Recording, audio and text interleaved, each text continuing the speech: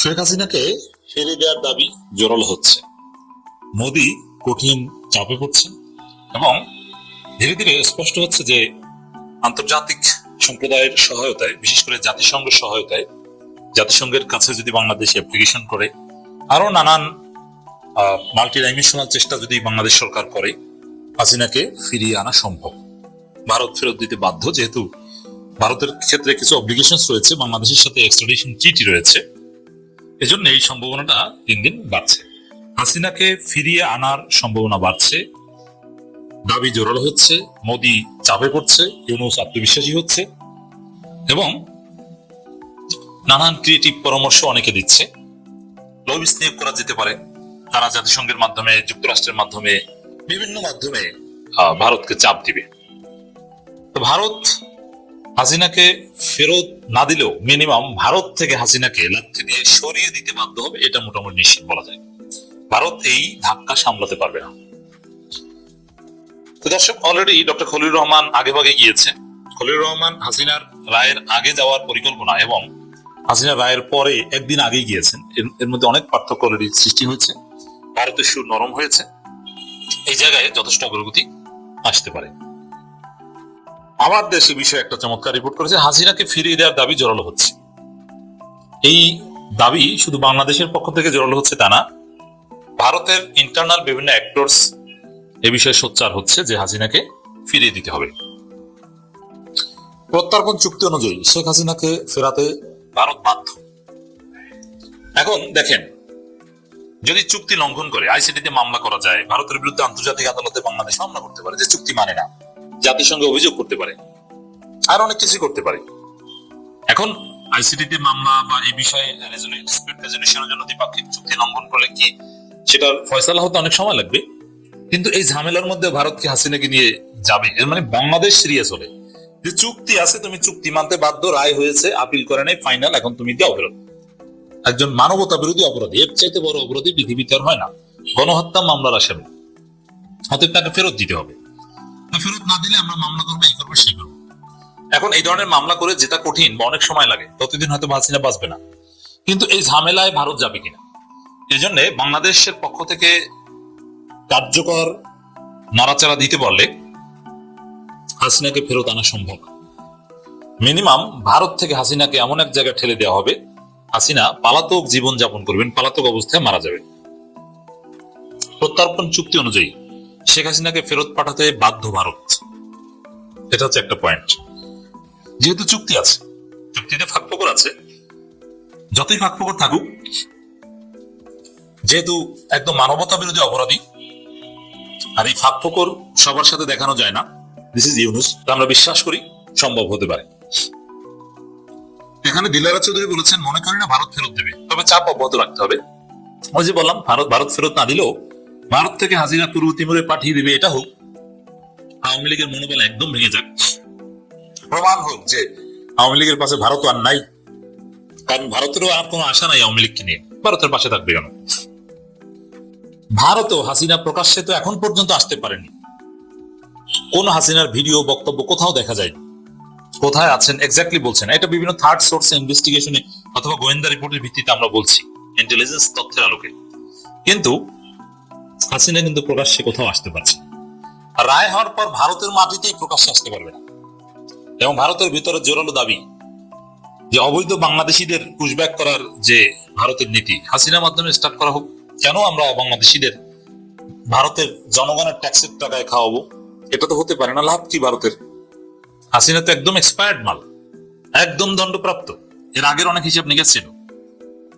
এই জন্য হাসিনাকে ভারত থেকে তাড়িয়ে দেওয়ার একটা উদ্যোগ মিনিমাম নিতে পারে, ফেরত না দিলে। তো ফেরত আনা অসম্ভব নয়, যেহেতু এক্সট্রাডিশন ট্রিটি আছে। আর ভারতের লাভ কি হাসিনাকে ফেরত না দিলে? আবার মোদি নিজেও চাপে, অতএব আমরা আশাবাদী হতে চাই। তবে ইউনূস সরকার আন্তরিকতা কতটুকু, দ্যাট ইজ কোয়েশ্চেন। তবে আমার মনে হয় ইউনূস সরকার যদি এটা করে দিয়ে যেতে পারে, ইতিহাসের পাতায় তারা স্বর্ণাক্ষরে তাদের নাম লেখা থাকবে, এবং ভবিষ্যতে আর কেউ ফ্যাসিস্ট হয়ে ওঠার কল্পনা করতে পারবে না। কারণ হাসিনার মতো সাবেক প্রধানমন্ত্রী ভারতে পালিয়েছে, সেখান থেকে এনে ফাঁসি দেওয়া হয়েছে। কোন নারীর ফাঁসি বাংলাদেশে হয়নি, হাসিনার মাধ্যমে যদি স্টার্ট হয়, কেউ ফ্যাসিস্ট হয়ে ওঠার সাহস আর পাবে না। বাংলাদেশের উচিত হবে প্রভাবশালী দেশ ও সংস্থার সহযোগিতা নেওয়া। আমার শ্রদ্ধেয় শিক্ষক এবং শাহিদুজ্জামান কথা বলেছেন, এই জায়গায় লবিস্ট নিয়োগ করলে প্রভাবশালী দেশের সহায়তা পাওয়া সম্ভব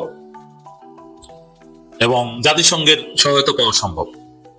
জাতিসংঘের যেহেতু মানবতা বিরোধী অপরাধ, যদিও এখানে কিছু বিষয় আছে যে মৃত্যুদণ্ড সমর্থন করে না প্রভাবশালী দেশ এবং প্রভাবশালী সংস্থাগুলো, সেক্ষেত্রে তারা এক্ষেত্রে সরাসরি কোঅপারেট করতে চাইবে না। এই জন্য লবিস্ট নিয়োগ করে নানান উপায়ে যে মৃত্যুদণ্ড কার্যকর করি বা না করি ফেরত দেওয়া হোক, যে ঠিক আছে আমরা এই বিষয়টা বিবেচনা করার চেষ্টা করব, কিন্তু ফেরত দেন, নানান ভাবে পলিটিক্স করতে হবে। জুলাই গণহত্যার দায়ে বাংলাদেশের আন্তর্জাতিক অপরাধ ট্রাইব্যুনাল ক্ষমতাচ্যুত প্রধানমন্ত্রী শেখ হাসিনার বিরুদ্ধে মৃত্যুদণ্ড দেওয়ার পর তাকে বাংলাদেশে ফেরত পাঠানোর দাবি জোরালো হচ্ছে। শহীদ পরিবার থেকে শুরু করে বাংলাদেশের বিভিন্ন রাজনৈতিক দলের পক্ষ থেকে শেখ হাসিনাকে ফিরিয়ে এনে তার দণ্ড কার্যকরের দাবি তীব্র হচ্ছে। তারা শেখ হাসিনাকে ফেরত পাঠাতে ভারত সরকারের কাছে জোর দাবি জানিয়েছে। এ ব্যাপারে দিল্লির উপর চাপ অব্যাহত রাখতেও দাবি তুলেছে তারা। এই চাপেরও তাৎপর্য আছে, আর ভারতের ভিতরেও চাপ আছে। বাংলাদেশ সরকারের পক্ষ থেকেও শেখ হাসিনাকে ফেরাতে ইতিমধ্যে শুরু হয়েছে নানা তৎপরতা।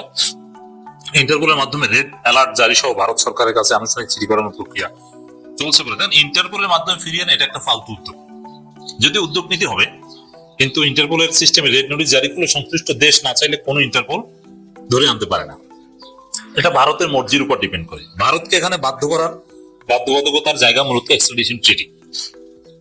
এই ট্রিটির আন্ডারে অতীতে অনেক বন্দীকে ফিরিয়ে আনা হয়েছে, বাংলাদেশ থেকে তারা ফিরিয়ে নিয়েছে এবং ভারত থেকে বাংলাদেশ ফিরিয়ে এনেছে।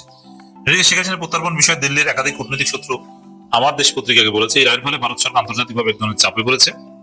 আগামীতে চাপ আরো বাড়তে পারে বলে দিল্লি মনে করছে। তারা শেখ হাসিনাকে প্রত্যর্পণ না করে সিদ্ধান্ত নিয়েছে। তবে প্রত্যর্পণের বিষয়ে বাংলাদেশের দাবিকে সরাসরি প্রত্যাখ্যানের সুযোগ সীমিত হয়, নানা ধরনের অজুহাত দাঁড় করানোর চেষ্টা করছে মোদী সরকার। ভারতীয় নীতি নির্ধারকরা এই বিচার প্রক্রিয়াকে প্রশ্নবিদ্ধ করতে ইতিমধ্যে নানা ধরনের অপতৎপরতা শুরু করেছে। ওই যে দুই একটা উইঘুর মানবাধিকার সংগঠন প্রশ্ন তুলেছে, ওটা কিন্তু ভারতের চেষ্টার ফলে। হোয়াটএভার, আপনারা জানেন নিরাপত্তা উপদেষ্টাদের একটি বৈঠক চলছে ভারতে। সেই বৈঠকে ডক্টর খলিল একদিন আগেই চলে গেছেন, দুদিন আগেই চলে গেছেন। বৃহস্পতিবারের বৈঠক, উনি মঙ্গলবার চলে গেছেন ভারতে এবং এই বৈঠকটি হয়েছে। এবং এই বৈঠকে কি হলো এই বিষয়টা নিয়ে আমি আলোচনা করবো। পাশাপাশি গোজামিনের নির্বাচনের দিকে দেশ আবার যাচ্ছে এমনটাই মনে হচ্ছে। গতকালও নির্বাচন কমিশনের সাথে রাজনৈতিক দলগুলো যে বৈঠক করেছে, সেখানে একদিনের সংসদ ও গণভোটের যে কর্মপরিকল্পনা, সেই কর্মপরিকল্পনা এখনো ঠিক হয়নি। নির্বাচন কমিশন বলছে যে তারা গণভোটের যে আইনটা হওয়ার কথা সেটি এখনো তারা পায়নি, যার জন্য তারা বসে আছে। তো সব মিলিয়ে আজকের আলোচনা আমার সঙ্গে যোগ দিচ্ছেন আপনাদের অত্যন্ত প্রিয় মুখ, প্রিয় মানুষ মেজর সুমন আহমেদ। অজিত দোভালের সঙ্গে যে বৈঠকটা হলো, সেই বৈঠকটা ধরেন হাসিনার ফাঁসির আদেশের অনেক দুদিন পরেই যে অজিত দোভালের সাথে ইন্ডিয়াতে যে বৈঠক, এই বৈঠকটা আপনি কিভাবে দেখেন বা আপনার কাছে কি খবর আছে? ইন্ডিয়ান পত্রিকা এবং বাংলাদেশের পত্রিকা মিলিয়ে আমরা যতটুকু আভাস পেয়েছি যে হাসিনার প্রসঙ্গটা এখানে এক্সক্লুসিভলি আলোচনা হয়েছে, বাংলাদেশ ফেরত চায় হাসিনাকে।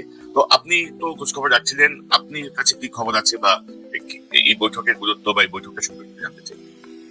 জি, প্রথম কথা এটা হচ্ছে কলম্বো সিকিউরিটি কনক্লেভ, যেটা একটা বাংলাদেশ গত বছর যার মেম্বার হয়েছে অফিসিয়ালি। যারা মালদ্বীপস আছে, ইন্ডিয়া তো অবশ্যই আছে, শ্রীলঙ্কা আছে, বাংলাদেশ সেটার অংশ। তো এটা একটা ফর্মাল বৈঠক। আমরা যদি সেই বৈঠকে আমাদের বাংলাদেশ থেকে একটা প্রতিনিধি দল বা নিরাপত্তা উপদেষ্টা যাওয়াটা যৌক্তিক কিনা সেই প্রশ্ন করি, আসলে সেটা প্রশ্ন করার এখন সময় না। গত বছর 2024 নভেম্বরে আমরা যখন এই কনক্লেভের পার্ট হইলাম, তখনই আমাদের প্রশ্ন করার যদি কোনো কারণ ছিল, তখন প্রশ্ন করা যাইতো যে কেন আমরা ভারত যেখানে একটা লিডিং ফোর্স সেখানে বা লিডিং এলিমেন্টস সেখানে কেন আমরা যাব। তো আমরা সেটার অংশ। এখন সেই আলোকে সাদা দাগে এটা একটা রুটিন কনফারেন্স ছিল এই 5টা দেশে, এবং সেটা ভারতে এবার অনুষ্ঠিত হয়েছে, সেখানে বাংলাদেশ গেছে। বাট এখানে আপনি যে জিনিসটা ইম্পর্টেন্ট অ্যানালজিটা আনছেন যে হাসিনা পরবর্তী বাংলাদেশ 1, 2 নাম্বার হচ্ছে এই মিটিংটা হয়েছে হাসিনার ফাঁসির আদেশের পরে। সেখানে অ্যাকচুয়ালি তাহলে এটার প্রেক্ষিতটা কি? এখন আমরা একটু যদি প্রথমে আসি হাসিনার ব্যাপারটাতে। হাসিনার জিনিসটা কি দেখেন, আপনার সাথে গত মাসে একটা প্রোগ্রামে আমরা আলাপ করছিলাম।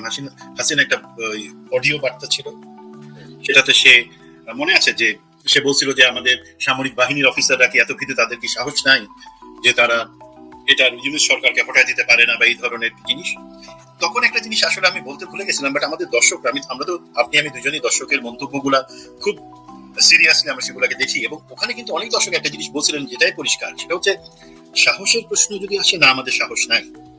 হাসিনার বাবা মুজিব যেভাবে সাহসের সাথে 1971 সালের 25শে মার্চে পাকিস্তানে ব্যাগ গুছায় চলে গিয়ে সেখানে পাকিস্তানে ভুট্টো এবং ইয়াহিয়ার মেহমান হিসাবে সাহস দেখায় দেশের স্বাধীনতা সংগ্রাম করছিলেন, এবং আমাদের এই 5ই আগস্টে হাসিনা এবং তার সাথে আওয়ামী লীগের লোকজন যেভাবে সাহসের সাথে হেলিকপ্টারে করে বর্ডার ক্রস করে ভারতে চলে গিয়ে তাদের সাহস দেখাইছেন, সেই সাহস আমাদের নাই, যদি সাহসের সেটা মাপকাঠি হয়। সুতরাং হাসিনা বা আওয়ামী লীগ কি, সেই তাদের সাহস কতটুকু, তাদের এই পরিস্থিতিতে আন্দোলন করবার ক্ষমতা কতটুকু, সেটা ক্লিয়ার হয়ে গেছে। দেন আমরা আসি যে হাসিনার যে শাস্তি, যেটা আদালত রায় ঘোষণা করলো আইসিটির, সেটার পরে দেখেন আপনি যদি 2014 সালে মাওলানা দেলাওয়ার হোসেন সাঈদীর ফাঁসির যে আদেশটা হইল, তারপরের প্রেক্ষিতটা আর এখনকার হাসিনা, তখন বাংলাদেশের 64 জেলার মধ্যে অলমোস্ট 38টা জেলা অচল হয়ে গেছিল এই অন্যায় রায়ের প্রতিবাদে। 144 জন শাহাদাত বরণ করছিলেন মাওলানা দেলাওয়ার হোসেন সাঈদীকে যেই অন্যায়ভাবে ফাঁসির মিথ্যা একটা রায় আদেশ দেওয়া হয়েছিল তার প্রতিবাদে। আর এখানে আমরা এই নভেম্বরের 17 তারিখে হাসিনার আদেশ হলো, তারপর কয়জন মরছে, কয় জায়গায় বিক্ষোভ হয়েছে, অচল হয়ে গেছে, কিছুই হয় নাই কিন্তু। So this is something very important, সেটা শুধু আমি আপনি না বা বাংলাদেশের জনগণ না, ভারতও কিন্তু সেই জিনিসটা নিবিড়ভাবে পর্যবেক্ষণ করতেছে, এবং তারা আমার বিশ্বাস রিয়েলাইজ করতে পারছে যে হাসিনা বাংলাদেশের জনগণে তারা যেভাবে হাসিনাকেই শুধুমাত্র সাপোর্ট করে গেছে, সেই জায়গায় আর কোনো কিছু আগাবে না। হাসিনা এখন বাংলাদেশের ক্ষেত্রে কোনো ফ্যাক্টর না, আওয়ামী লীগ কোনো ফ্যাক্টর না। এই পরিস্থিতিতে যখন এই ইনভাইটেশনটা আসে এই কলম্বো সিকিউরিটি কনক্লেভে যোগদানের জন্য, মোটামুটি আমরা সবাই ধরে নিয়েছিলাম, এবং আমার সাথে সংশ্লিষ্ট যে মন্ত্রণালয় বা যারা ডেলিগেশন তাদের সাথে যে কথা হচ্ছে, তারা বলছিলেন যে ওনারা সিরিয়াসলি চিন্তা করতেছেন না ওখানে জয়েন করবার জন্য।